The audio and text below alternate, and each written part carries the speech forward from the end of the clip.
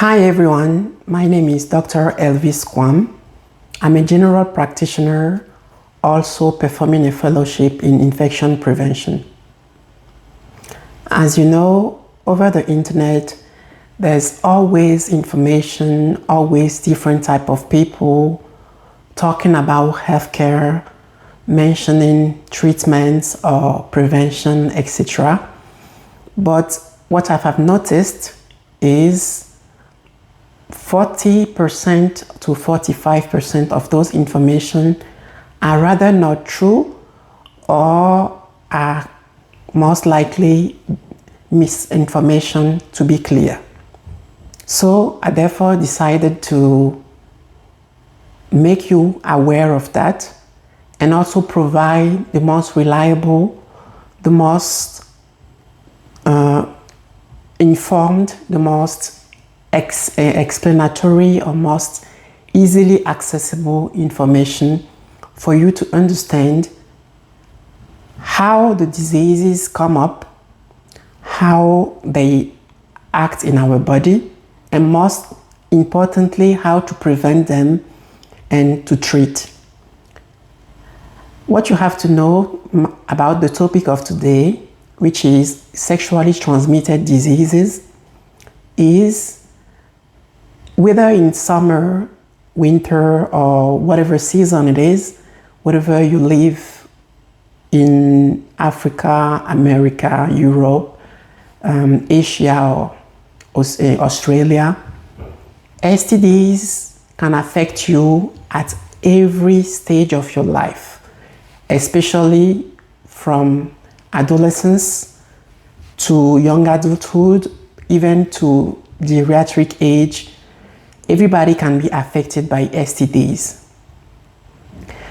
What you have to know is STDs are caused by microorganisms, which are tiny beings that we cannot see with our bare eyes, that are only visible most of the time through the lenses of a microscope, and which are divided in 4 main groups that we call, namely, bacteria, viruses, parasites, and last but not the least, fungi, also known as mold. In the case of STDs, the major one that we might mention today are syphilis, trichomonasis, gonorrhea, human papillomavirus, hepatitis B, hepatitis C, chlamydia, human herpes virus, and human immunodeficiency virus, also known as HIV, which causes AIDS. The major thing we have to take away today is a sexually transmitted disease or sexually transmitted infection is a serious condition that is passed from one person to another through sexual contact most of the time, but also through saliva in some cases, or blood contact or blood transfusion. The tricky part is that many of the STIs or STDs don't show any symptoms at all, especially in the early stages. That means you could have an STD right now, but you're not showing any symptoms. Therefore, you have the STD without realizing you have it. When the symptoms do occur, then you can see an unusual discharge from the vagina, penis or anus, like the private parts, pain or burning while you are trying to urinate or peeing, bumps, sore, warts, and rash around the genitals, and unusual vaginal bleeding, itching, swelling around the genital area, and the less common one might be painful sex intercourse. So You might have one or two of those symptoms, but not all at once, or you might have none of those when you are at the early stage of the infection. Let's talk about some of those infections in a summary type of way. When it comes to chlamydia or gonorrhea, they are caused by bacteria in those cases, and they are very common, often asymptomatic, and if they are left untreated, they can cause, therefore, what we call pelvic inflammatory disease, or PID, and lead at the end of the day to what we call infertility. So you won't be able to have kids. The second most common STD that I might mention today is syphilis, which is also a bacterial infection that progresses in stages. It starts with a painless sore, progresses to a rash, and if untreated, can cause severe organ damage years later. It can even affect your brain and cause disease that are related to neurologic dysfunction. So something that started in the genital area expands and goes right to the brain and damages the brain. You can see how dangerous it might be. Let's talk about trichomoniasis, this one is caused by a parasite, which is called Trichomonas vaginalis, with a tiny parasite, often asymptomatic as well, and it causes itching, burning, and unusual discharge from the private part. It is mostly a feminine or female infection, but can also be spread to the male partner with quite similar symptoms, if I might say. Then we might talk about viral infections now.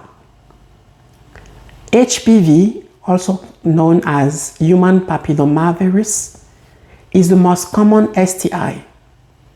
Some strains can cause genital warts, while others can lead to cervical and oral cancer. There is a vaccine available, and you can get it to prevent, especially when you are from 18 years old to 45 years old. Now let's talk about herpes.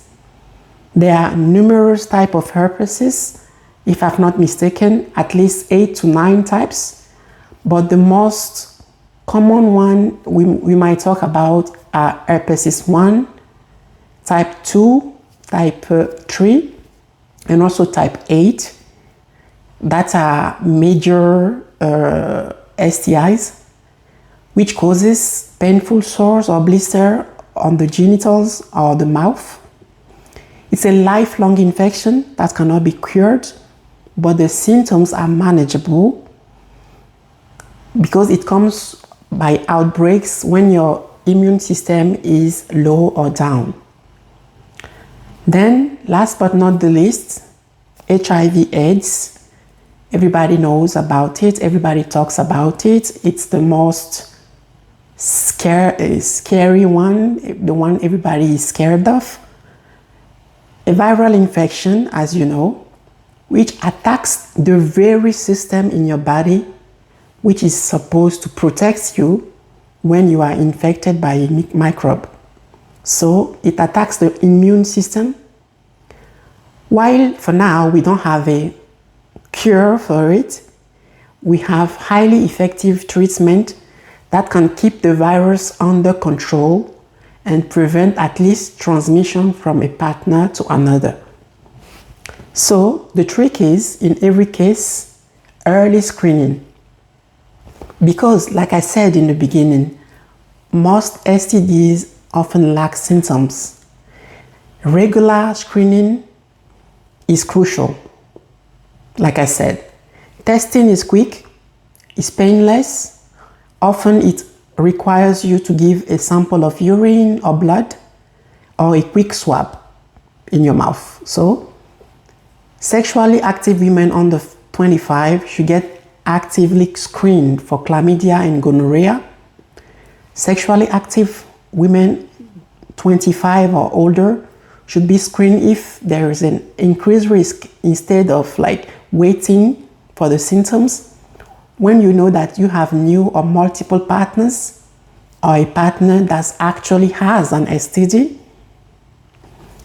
Pregnant women should be screened as well early in pregnancy for HIV, hepatitis B, chlamydia and syphilis, to prevent passing the infection to the unborn baby.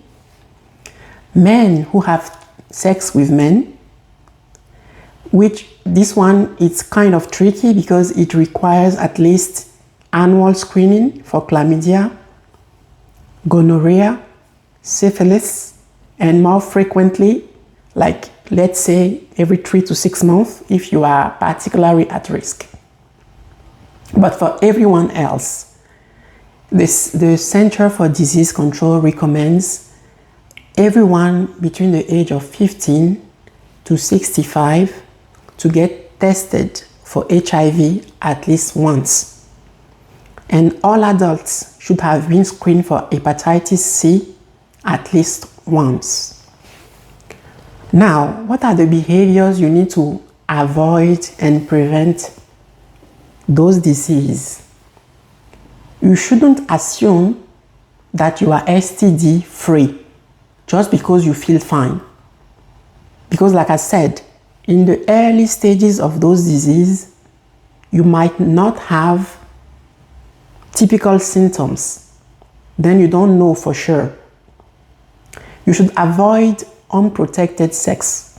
Then, using latex condoms consistently and correctly every time you have either vaginal, anal, or oral intercourse.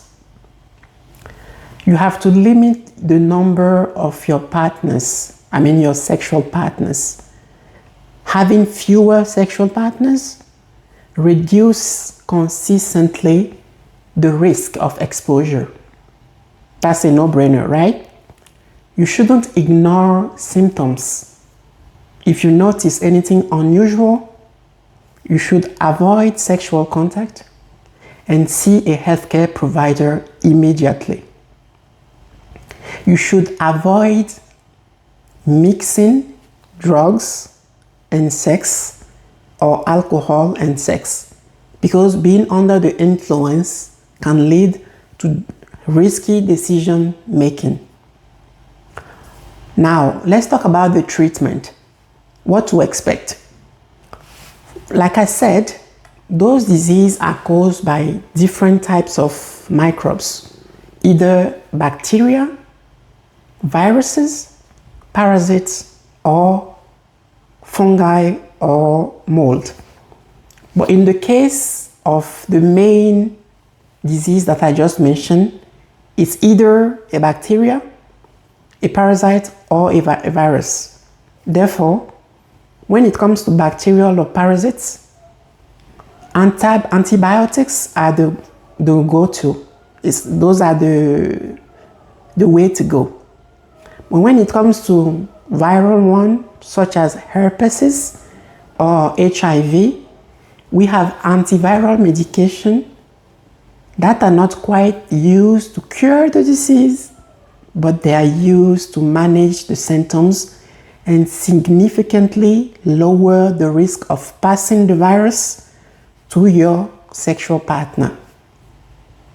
So, if you test positive for an STI, you must abstain from sex until you have completed your treatment and your doctor gives you the all clear. You also need, that one is very important, to inform your current and past sexual partners so that they can get tested. They can also get tested and treated if necessary. Thank you so much for listening. If this kind of video is useful, just drop a like button, subscribe, and share around so that the community grows. Thank you so much. This is Dr. Elvis Kwame, your general practitioner, your favorite polyglot doctor, always here to give you information about disease, prevention, treatment, and how to manage your health. Thank you very much and see you soon. Bye.